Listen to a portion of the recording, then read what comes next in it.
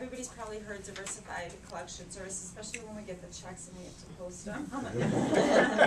That's a good thing. Yes, it's a very good thing. We've been working together for a very long time, even pre-me. Eva, how many years? Jerry said 14 years. I'm Just about 14 years. Wow. Jerry has phenomenal customer service skills, so anybody that has spoken to his staff or him, We got it's good fans phenomenal. here. Yes. Cool. And did you want to introduce Dave? Yes, Yeah. in fact, that's all part of it, but this is Dave Hammond, and Hello? I'm gonna tell you what his role is in a minute, but Oksana, I do have a very important question for you. Am I doing the Jerry Kane Comedy Hour or Jerry Kane Song and Dance today? Both. Okay, I do all right. entertainment. But I just want you to know, I've been drinking this smart water. I'm not any smarter. I can figure out why. Oksana, thank you for the introduction. And for those of you who don't know me, my name is Jerry Kane, and I'm actually the former president and former owner of our new name, DSG Collect. We used to be, like you, gone through those many name changes. We started off as Diversified Services, then Diversified Services Group, and that became tough when you're dealing with consumers to get that out. So we changed our name, about 2 years ago to DSG Collect. So that's who we are today, DSG Collect. We actually have a little agenda we're gonna follow today and some a nice little DVD. But again, this is Dave Hammond, and I want Dave to formally introduce himself and tell you a little bit about him. Okay. Dave Hammond, I've been in the collection business for 30 some years. And started when I was 11. So, but That's good. He was drinking that smart water That's right. back then. He has been drinking this smart water. Yeah. It's funny, when I got into this business back in the 80s, I thought, at the time it was a sales position that I entered the business as, and I wasn't really sure what the collection industry is, and thought, I'll just take this job till I find a real job, and see what happens. And here we are 32 years later, and the business has been very good to me and my family. We've had the pleasure of having a lot of great relationships like Jerry has with you guys in town. Work with a number of hospitals and physicians all over the Chicagoland area, as well as all around the country with our company. So it's a pleasure to be here. Hope I can add some value today and teach you something. So, thanks. Thanks, Dave. Nice segue. As Eva mentioned, I've personally enjoyed a 14 wonderful year relationship with Shockwave, United Therapies. I think when I came on board, it was Urological Services. It's gone way back. And I know we're going to talk about some things that you can improve upon, and I have nothing to lose today, but I have to tell you, you're one of the most professional organizations that I've had the pleasure and honor in working with. And why do I say it? You place accounts consistently. You give us good information. And I know you use another agency, and they're also a very fine company, by the way. In fact, we have something in common. We're both Ontario Systems customers. Ontario Systems is probably the leading AR management software in North America, okay? And on top of it, your liquidation rates with both your agencies are very high. Now, I know we're going to talk about some things later in the presentation, which maybe you don't have to send as much to your agencies, and maybe the liquidation rates won't be as high. But I just want you to know you're doing things right, and you should feel very proud of yourselves. I mentioned before, former president, former owner. I made a very tough decision after 15 years in the business. I've been in the world of finance, or accounts receivable, finance, for over 25 years. The funny thing is, I'm only 32 years old. I guess I found the fountain of youth, so no, I'm just kidding. But I made a difficult decision because the changes are taking place in the collection industry, just like they're taking place in your industry. I mentioned this to Eva, Oksana, Marty. You're either the acquirer, or the acquired, or eventually you're going to go out of business. Just some interesting facts. Prior to 2008, that was a memorable year for all of us, right? That was what? The Great Recession. Probably the worst recession since the Great Depression. there was probably 8,000 collection agencies or collection attorneys in the United States. Now there's less than 6,000. They're predicting in the next 5 years, probably the neighborhood of 3,000. And in the next 10 years, probably more like 1,000 to 1,500. Do we know other industries that mimic that? Banking, retail, real estate, airline industry. It's actually a positive in many ways. Why? It's a positive for you, the creditor. It's a positive for your patients. You're going to be dealing with, eventually, the finest agencies left. They're going to be the biggest, the most well-capitalized, the most professional, and the most compliant in an ever-changing world of rules and regulations. Does that all make sense? It was important for me personally, and important for all my clients, that I leave you in good hands. And I sold the company to RMP. You probably have heard of them, Receivables Management Partners out of Indiana. They too have been around forever. And they are acquiring first-class agencies at the tune of probably every 90 days. Right now, they have over 500 employees in offices in various states. In fact, you're welcome to come visit us. We're only 2 miles away from you, by the way. Okay? So, again, well-capitalized, in-house compliance, in-house counsel, and one of the most professional agencies in North America. This is why I did it, to better serve my customers. It will be as business as usual. In fact, correct me if I'm wrong, Marty, I think you already got your check early. You did? Okay. Thank you. So again, business as usual. Still all the capabilities for online reporting.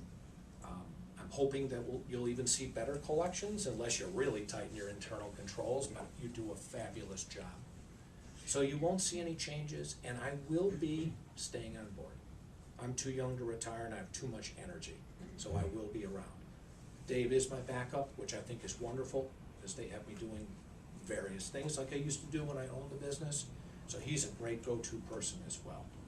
And Marty, the people that you were dealing with, Tricia and Anna, they're all on board. Great. Okay? Now, I know part of this presentation, besides the future song and dance that Dave and I are going to do, was talking about the collection industry. That's a really boring, dry topic. So I had this idea of bringing in a DVD that is probably one of a kind, and I acquired it through our trade association, ACA International, and I want to share it with you. I've gotten great feedback from it. It's not dry, talking about totally the FDCPA and the FCRA, and I think it gives you a great overview of the collection industry. It really was focused on third-party collection agencies or law firms. But today, it ties in more than not first party, you. And we're going to pass out some information about the Fair Debt Collection Practices Act. And if you ever want to read the act, it's quite long. It's fairly easy to understand. You can obtain that free of charge over the internet. Just type in FDCPA in Google and you can find it. But we'll talk about after this how collection agencies and first party creditors are kind of tied in together with the FDCPA. Would you really want to call somebody at 6 o'clock in the morning? Even though the FDCPA, those calling hours are more for us third party. So you could call it at 7:45 and it wouldn't be a violation. But would you really want to? Again, the key to collections, like the film just talked about, is understanding who you're calling and using empathy. You know, I made a decision years ago to close at 7 p.m. Why? You know, my wife and I both worked. After 7 o'clock, you're trying to get dinner, or you're putting kids to bed, or you're helping kids with homework. And if you're getting a telemarketing call or a collection call, you've already aggravated that person. Why in the world would they pay you? So again, I think the philosophy today is really to use empathy, not only that, professionalism and kindness and all that, you'll get a lot more, and you'll get somebody's attention. The key to successful collections is you have to make the most impact when you get somebody on the phone. Well, if you've already upset them because you've called them at 7:30 at night, they're trying to put the kids to bed or get dinner on the table or clean the kitchen, you don't even have their attention and they're already aggravated that they picked up the phone. You don't have a chance if you're the best talker in the world. Make sense? Thanks, Lou. Practices. This brings us to one of the biggest obstacles you'll need to overcome. Well, I hope you found that interesting and informative, and, you know, keep in mind that this is tailored more to third-party collection agencies, but so many of what the information that was presented, you can use internally as well, before it even has to get to us. Any questions before we move on? Question. Sure. At what point does the agency decide, okay, this account cannot be collected on period, and does it move it into the bureau or actually reports it to the bureaus? It's a great question. I think, Oksana, every agency has a philosophy with that, and, you know, we use, and same with RMP and MRS and the family of companies, you know, we use a number of notices. The first notice, or what we call the validation notice, is absolute. That has to go out before any calls are made. We'll use a follow-up notice. We'll use a credit bureau to let them know if we have permission from the client to use the credit bureaus. That's important. You must have permission. Then we will use a credit bureau letter, and then ultimately place the account in the bureaus. And this process with our agency takes about 120 days, 4 months. Some agencies may place them sooner, let's say 60 to 90 days. Some may string it out even further. I think that becomes annoying. You just, you know, you're just hitting a dead end, and all you're doing is aggravating the debtor.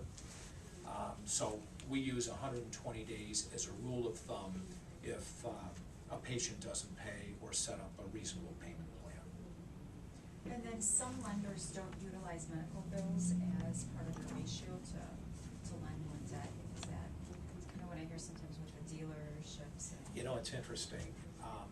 Medical is becoming more and more a carve-out.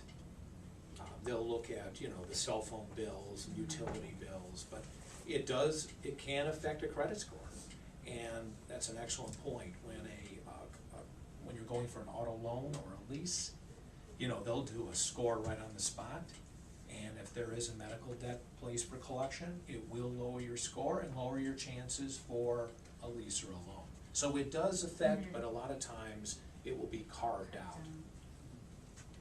Interesting change in that is in the, I'm gonna say the old days, you know, when you would credit report an account, most other creditors, before they would lend new credit, would have you go and clean that up, clean that derogatory mark Yes. up. Now it is very much driven just by what your score is, your FICO score. Yeah. So we don't get as much interaction from the consumer as it relates to that credit score and that particular mark. Say United Technologies has an account on there, but there are exceptions to that rule still that help us, and that is when those consumers typically are going to go get a mortgage or a second mortgage.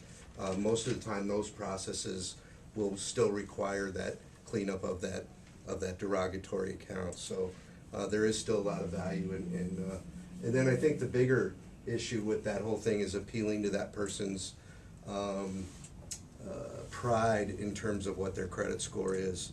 Really gives our collectors a lot of leverage a lot of times to be able to reference that, you know, we're going to proceed with the credit reporting process. You know, legal today, in my opinion, is pretty severe. First of all, any reputable attorney is not gonna take a debt under $1,000. And even to pursue litigation, the consumer has to have the ability to pay. In other words, a job, assets, a reasonable credit score, let's say over 550. So again, we don't litigate much, because typically if we can't set somebody up on a payment plan or get them to pay a balance in full, they have a serious problem. But the bureaus are a very effective tool, and I think it's very smart that you've always let your agencies use the credit bureaus, because it will sit there for 7 years from the last date of service or the charge-off date. And in 7 years, people's lives can change dramatically, and they are effective. If they're not effective right away, they may be effective a year from now. And to your point, if somebody's looking for a mortgage, even today, to even rent an apartment, they do a background and credit check on you. So if you're looking to move or buy a piece of real estate or an auto loan or an auto lease, your credit score has got to be pretty decent today. You know, the banks still haven't released more liquidity into the market. It's still tougher today to get a home loan. You know, they're going back to the old 80-20. You know, you got to have at least 20% down, and you have to have a good credit. And of course, the house has to be appraised reasonably. But even though the stock market is at record highs, and unemployment is starting to change, but those numbers are also manipulated, it's still tough out there. Any other A questions? question. Yeah, go ahead, Mark. When a patient, for us as a patient, disputes the debt, Mhm. how does the agency handle it, or how can the patient dispute the debt? Does it always have to be in writing, or can it be Excellent just question. verbal over the phone? Today, you have to be careful as a collection agency. Technically, it should be in writing. But if a consumer disputes a debt, an agency, it behooves us to mark it as dispute. And if it is in the credit bureaus, we have to change the status from a regular listing to disputed. Otherwise, there's so much frivolous litigation out there by these plaintiff lawyers, and they win these cases if you don't follow that protocol. So if a debt is disputed, whether verbally or in writing, it must be noted so on the file, and the bureaus must be updated. Now, let me say this, a disputed debt doesn't reduce the power in the credit bureau. It's just noted as disputed. So just because it's disputed in the bureau, it doesn't make it less effective. So when they negotiate that debt, let's Mhm. say, whatever it is that's decided based on that amount, does it then come up as settled versus fully completed?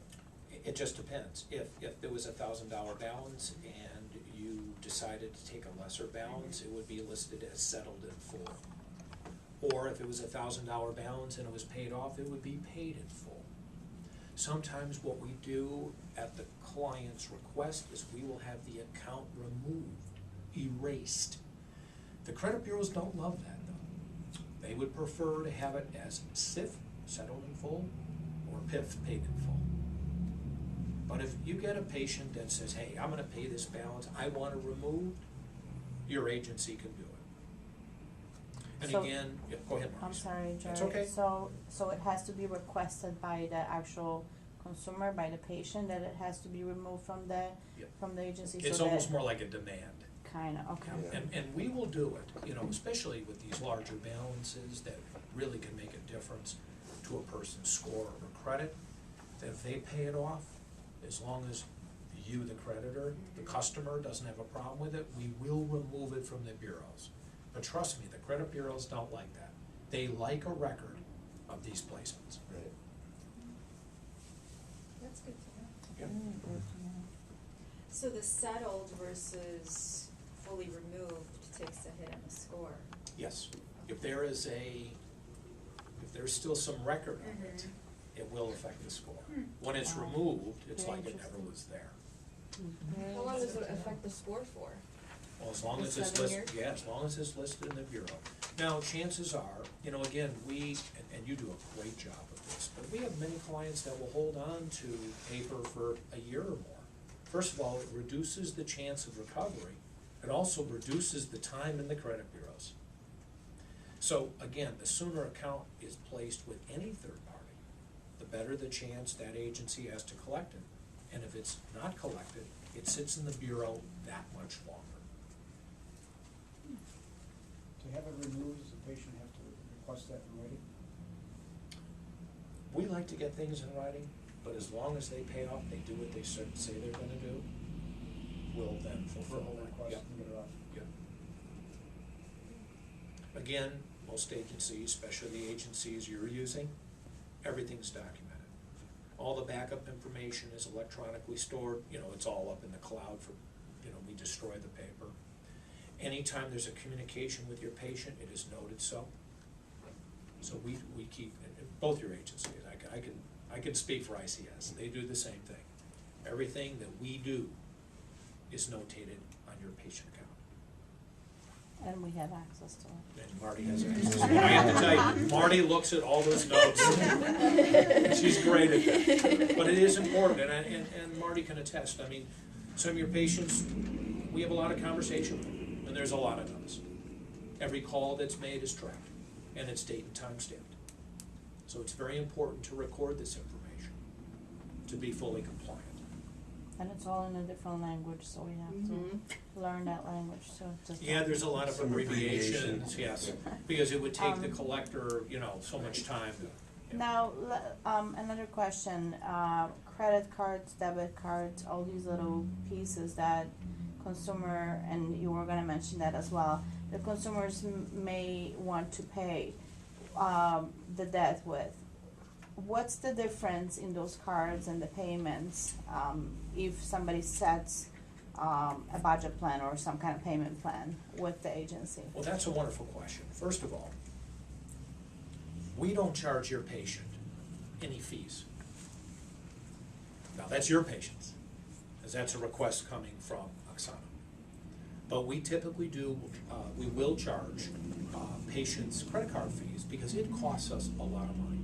Right. We only charge a fraction of the cost, but it just helps reduce what we have to pay to the charge card companies.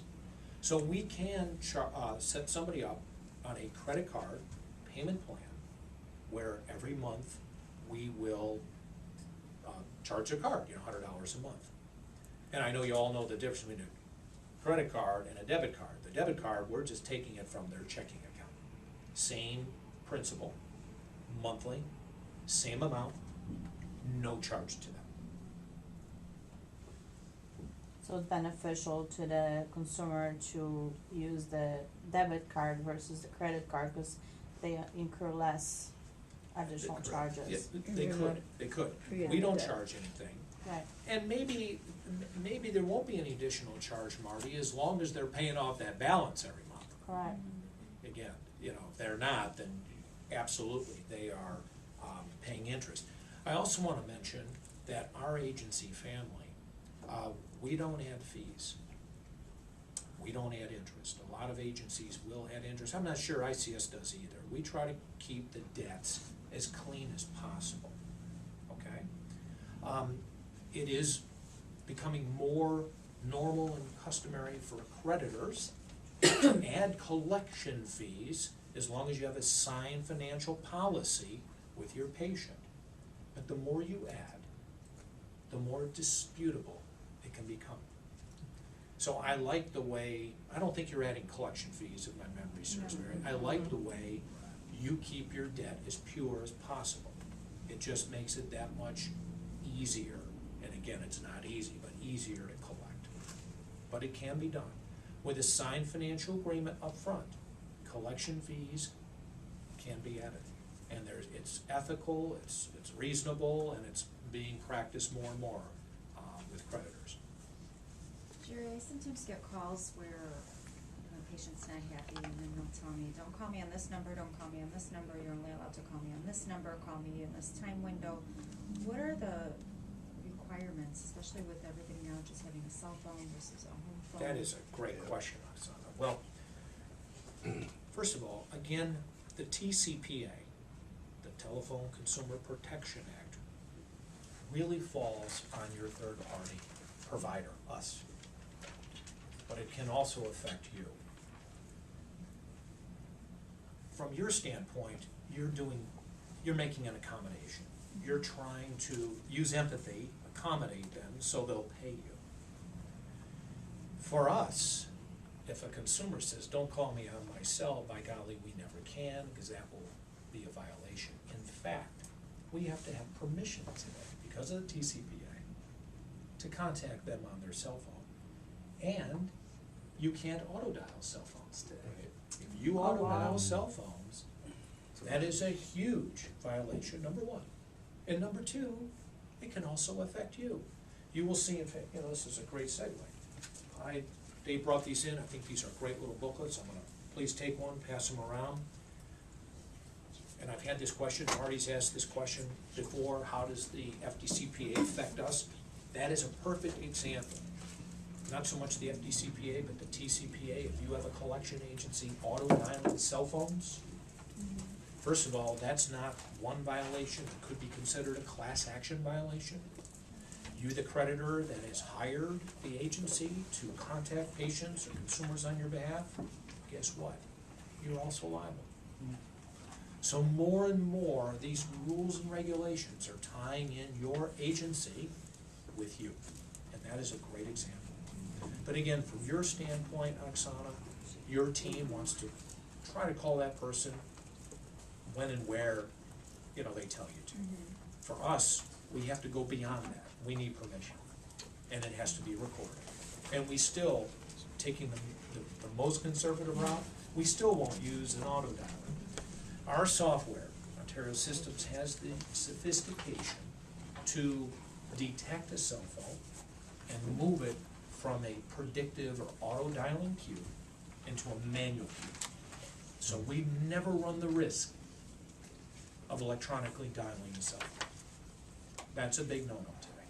So when we get that type of request, if, let's say, that account goes to collection, does that request, you know, go upon transfer right to the agency? Well, Or, before we even make a call to a cell phone, we'll go through our, I call it data hygiene process. Yeah. And we may not follow what they said up front. We will actually have to hear it from them. Yeah. But we will not auto-dial that cell phone no matter what. And as you're all aware, pretty soon there won't be any more landlines. It's gonna be really interesting how the future is gonna affect the collection That's what I was industry. gonna say, what are you doing when a lot of people don't have landlines anymore already? Eva, it's happening now. Yeah. The world of auto-dialing equipment is going to not become obsolete, but it's going to have to change dramatically because more and more households Right. will never have a landline. So again, affecting the collection industry, instead of automatic dialing devices, which can generate a lot of inbound calls or calls that are picked up by a collector, now these calls are gonna have to be manually dialed like we used to do 25 years ago. Let me ask the question Sure. in regards to that. In many instances, when let's say you're in a hospital and the hospital asks you what the phone number, what's your phone number, you give them your cell number because you don't have a landline. Right. However, they request that you give them a home number, and you say, well, you don't have a home number. They will still say, well, we need to put something in there, so you're going to give them the cell number. Sure. So then it goes to your agency as a home number. Uh-huh.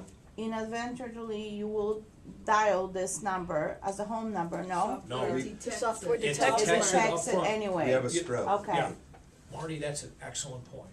It is imperative today that the agencies any creditors use have sophisticated upfront data hygiene. Not only skip tracing, but to analyze exactly what you were talking Yeah. about. Because if these cell phone numbers get on an automated dialing device, it can be a very serious violation for the agency as well as you, the creditor. Not only that, but why send out a notice, which is expensive? There are 50 cents between the paper and the postage to an address that's not good. So we go through a sophisticated process where we locate the most updated address or verify the address that you've given us. Phone numbers, we make sure that the phone number you gave us is or is not a cell phone. And we also identify other numbers that we may be able to contact your patient on to be successful early on in the collection process. But that's an excellent point. Are you able to call them at work? Absolutely. Yep, you have to be very discreet. Again, like what you have to do because of HIPAA, we have to identify the right party before we disclose any Anything. information at all. But we are allowed to call somebody at work unless they say, don't call me here anymore. Right. with regards to identifying patient, what are the questions, what are the identifier that you are allowed to ask when you're actually making that call to the consumer? Once when we get somebody on the phone, we verify, are we speaking to Mary Smith? Is this Mary Smith at this particular address? I'd like to verify the last 4 digits of your social security number. If there's no social security number, is your phone number this? Or is your phone number that? So you're asking that question, so you're giving them the address, you're giving the consumer the address. Is this your address? Is this your phone number? After they say. I wanna mention Sure. that, I don't think, in my experience, that it's a good idea for you to give them the address. You ask them to give you the address. Because you lose control then if you say, are you at 1, 2, 3, 4 Street? Well, Correct. whether they are or not, They will they're say in yes. control of the answer.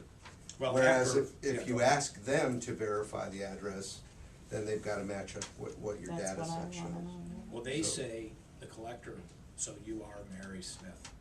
Again, most of our calls are recorded, Yes. and you are at this particular address. So we are getting them to tell us before we proceed. But we have to get into the definitive descriptors, like the last 4 of the social. Now, could somebody be lying the whole time? Could you pull somebody? Absolutely, but at that point, you know, you got a whole other can of worms.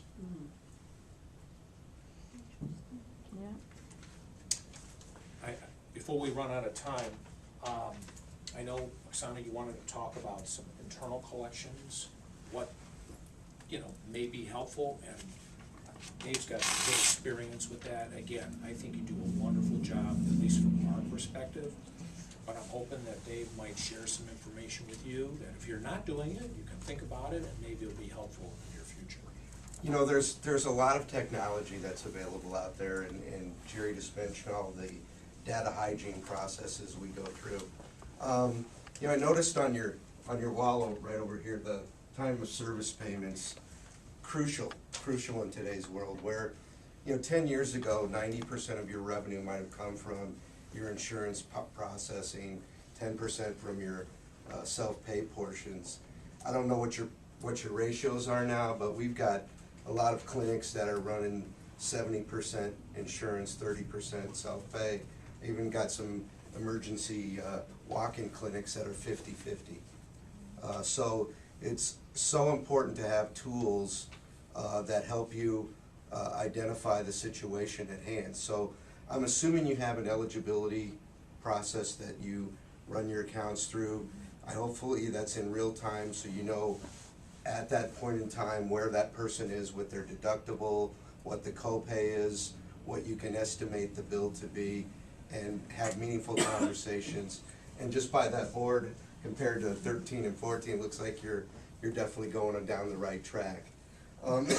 Excuse me, another piece that you mentioned a little earlier was patient verification. I don't know if you guys use any tools to do patient verification validation right now, but it's great to validate that that person is who they say they are. Most importantly, because of the medical processes and medical records alignment, but it also helps you avoid fraud. You know, our clients that are hospital-based are a lot more, I guess, have a high urgency level with patient verification because of the number of fraudulent people walking into an emergency room that have borrowed their neighbor's insurance card, things of that nature. So again, patient validation and verification is crucial. Do you guys use any scoring systems? Do you get any feedback on the consumer profile in terms of what their capability to pay is? There's a lot of ability to do that in today's world, in that we find that with our medical clients that use payment scoring, about 90% of your cash collections are gonna come from about 50% of your patients. Okay, that lower 50% are just gonna be a lot more inconsistent in payment ability. There's even a chunk at the bottom of that scoring cycle that are just never gonna have the ability to pay you. So, if you knew that going in, on the front end, you can streamline your work approaches and your conversations that you have with these patients. You know, a lot of those lower end folks might be eligible for presumptive Medicaid. That you know, 138% I think is the FPL number for that. Right now, that you could guide them in that conversation towards getting coverage of that nature if you knew that prior to making that conversation with those people. The other ones, again, are that you know what this person's propensity or capability to pay might be. You can streamline your workflows a lot more effectively that way. You can streamline the number of notices and your expense coverage that go out when you know that those people will have an ability to pay or not. So that's something that you have available to you. We can certainly help you with that if you want to have any conversations about that later. I'm just curious, is yeah. that a software or is that a? It's a just process. process? It's a part of the data hygiene process that Jerry mentions. You can buy software that's built into your patient validation model. I don't know who you guys use on that, but we can have some conversations about that. And if they're not able to do that, that's a type of service that we could help you guys out with. You know, if I may, you know, I've got some hospital clients that do some of this upfront scoring. So they have somewhat of a decent financial picture of the patient before services are rendered. I don't think this software, even to acquire it internally, I don't think it's that expensive. And again, it's something to think about, so you have a better financial picture going in. But I do see the higher volume, the larger medical institutions are doing more and more of this upfront. Well, and the challenge is that your world has grown. You know, virtually every health plan has a deductible and a copay anymore. You know, ours are pretty high, you know, that we offer our employees, and so that's the world we live in anymore, and so you've got to be armed to be effective as best possible and get a better bang for your buck with fewer phone calls and fewer work processes, especially on that population of patients that you know you're going to get very little from. You know, there is some due diligence and process you have to do, but I think you could be better patient advocates when you have more information available. And one of the keys to collection that Jerry mentioned earlier was that we know, you know, that person's situation as best we can before that phone call and that conversation is made. And those are some of the same things that you guys would have available to you to, again, you know, be more effective and do a better job. Keep driving that number of that time of service payment up on the board there. Do we need to worry about, different states having different regulations on top of what, you know, the federal or the national, because we're in multiple states? So when we're collecting, is Excellent there? question. Yes. Yes. Yes, I mean, frankly, Oksana, yes. You know, I'll give you one state that you would just wouldn't think of, Minnesota. Minnesota not only abides by the FDCPA, which is federal law, but they have their own rules and regulations. In fact, Minnesota requires all collection agency collectors to be fingerprinted and drug tested. More and more states are getting involved. In fact, I just got a notice in the state of Florida. They're requiring their collectors now to be fingerprinted. So the new thing now is fingerprints and drug testing. And they also have their own rules and regulations on top of the FDCPA. So yes, there are various rules. This is why compliance today within our industry is so critical. You know, the parent company has an in-house compliance department, even though the software is sophisticated and is updated as quickly as possible. There are some state nuances that would be virtually impossible without somebody staying on top of it. So yes, there are so many rules. In fact, there's even rules at a local level. I'll give you a perfect example. City of Chicago, they have a collection agency license. if you have an office in the city of Chicago, which I did, I had a city of Chicago collection agency license, and they have some additional rules and regulations as well. So now you have rules at a city level, state level, federal level. What about if you're the provider though? I mean, Again, Good. not as direct, right, okay? This is more for third party. right. I look at creditors are still working on the common sense, best business practices when dealing with your patient or customer. Right. You know, one of the things that I think is important, and you guys are probably very on top of this, is, you know, there's requirements that the Affordable Care Act puts on a medical provider. And you know, as it relates in our world, you know, we can't do what are determined to be extraordinary collection efforts, especially if that consumer is looking for financial assistance. So I don't know if you guys get a lot of the financial Yes. assistance requirements, but yeah, it's something that you have to comply with. That scoring segmentation I mentioned earlier would help you automate a lot of that process. Get a lot of that out, get a lot of that, I'm gonna say non-productive work out of your labs, and you know, allow you to be more effective in with your time. And that's the one thing we all share is in common, and that's time. You know, they don't make any more of it, so we gotta, you know, do the best we can with it, so. And then finally, I think, you know, the successful clients that we work with and have the pleasure of working with around the country continue to do things like this. The continuing education is crucial, not just in law and policy, but even in collection technique. You know, one of the things that I learned 33 years ago when I got into this business, and I still remember every time I get in front of a client like this, is, you know, some techniques on how to ask for money. You know, if you ask somebody to pay in full by noon today, you know, you don't really care if they run out at lunchtime and put the check in the mail at noon, but as long as that check is sent today. If they say they can't pay, the one last thing you never want to do is say, how much can you pay? Again, you've lost control. You've lost control of the conversation. Just say, how much are you short? Same question, just different wording. That way you're continuing to control Write it that down. conversation. Write it down. How much are you short? How much are you short? Because if you ask how much can you pay, I can pay $10, Right. you know? Not And a it's gonna take $1,000 us, balance. yeah, it's gonna take a string of payments, you know, from here to, you know, eternity, and they're gonna break those promises anyway.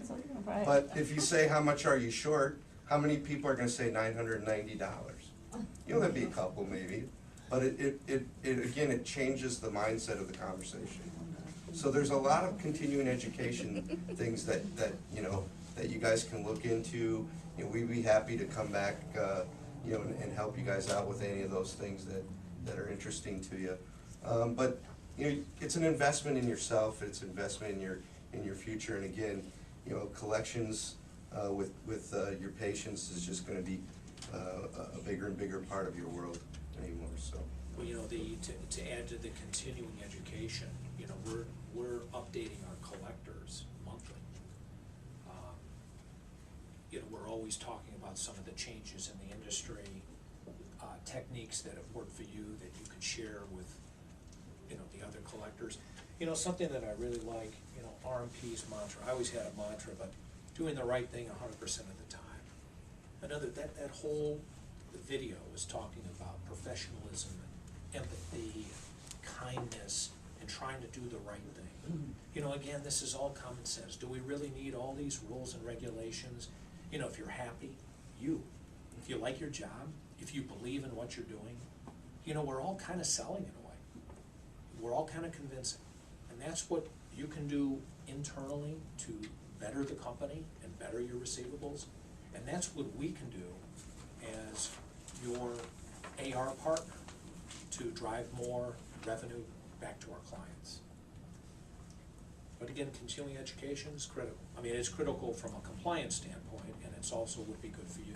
I have one question. Sure. For people where we have difficulties in communicating in the primary language, what are your responsibilities? Because when you pay for an interpreter line sometimes, and that the cost to debt ratio by making an interpreter line isn't, you know, it's prohibitive. Yeah. You're Not losing paying more it money off. by making the call. Yeah, sure, So, sure. what are our responsibilities that way? Cause you don't wanna be discriminatory, you wanna be fair, and yet it's You- not you got cost language effective, barrier. yes, Yeah, yeah. and we have some people who can help us here, which is great. Mhm. But I was just wondering, legally speaking, how do we do Well, that? it's interesting, I can't give you legal advice, but English is the primary language, you know, you're. No, I'm good, yeah. No, No. what most looking at me. agencies, Okay. the two agencies that you're using, Mhm. you know, half the staff is either bi or multilingual. Okay. See, we do that on purpose, just to overcome some of the language issues. Even if a consumer or your patient can speak fluent English or fluent Spanish, many times they would prefer to speak in their native language. It's more of a comfort thing. We have some people on staff that speak 3, 4, up to 5 languages. Wow. Because again, it's not just English and Spanish, you know, No, we have, yeah. you know, French speaking, Polish Polish. speaking. Downtown Chicago, yeah, Polish. You know, this is, well, no, it's a bit, even though they can speak English, again, somebody's gonna feel more comfortable speaking in their native language. course, So, sure. again, is there a direct rule, especially how it affects you? No, I'm not even sure there's really anything in the FDCPA or the FCRA or any of these new rules and regulations that we have to have Spanish speaking, but we do. Mhm. Multilingual, even our notices now are English, and if we know we have a Spanish-speaking consumer, we will provide that language as well. Again, this is more of an accommodation, not a have-to thing. Anything to make it easier for somebody to pay.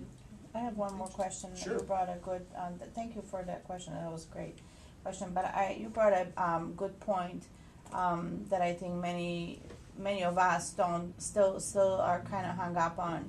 A lot of patients feel that if they pay the $10 on a $1,000 balance, they are fine, they can pay as long as they want to, as long as You they can't do anything to me continue. because I'm paying $10. Right, $10 a month, I'm yeah. sending you money, I'm making the effort, why did you send me to collection? You still have the right. There is no rule or regulation as far as when you have to send somebody to collections. There's a reasonable factor, and again, now we're getting into some legal, and I can't give you legal advice. But on a $1,000 balance, if somebody's making $5 payments, that's actually costing you more than the balance. Right. As long as you professionally let them know, look, we can't administer this going forward, $5 on a $1,000 balance. If you don't make more reasonable payment, well, you're gonna have no choice but to place you in collections. There's nothing stopping you from doing that. And if you have a policy, I don't know if you have a policy on payment arrangements, but, you know, if you don't, I would make a policy It's a good point, Dave. and just say this, you know, your $10 doesn't fit within our policy.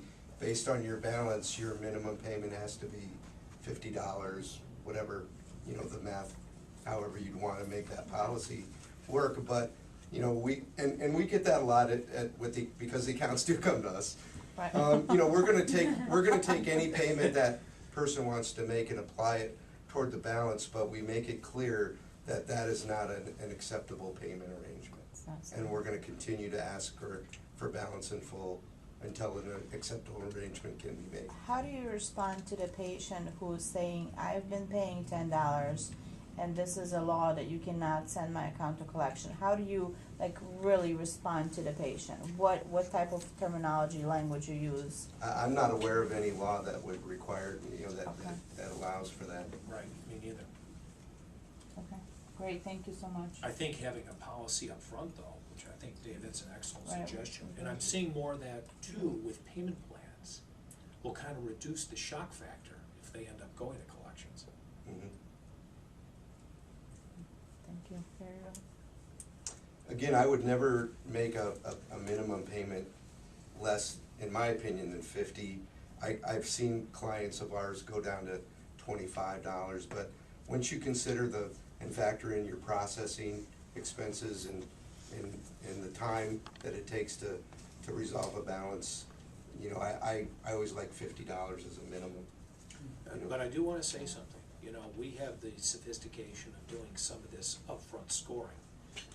And to know where a person may fall financially. Again, if you can incorporate some of this, you will know that somebody legitimately can only make $10.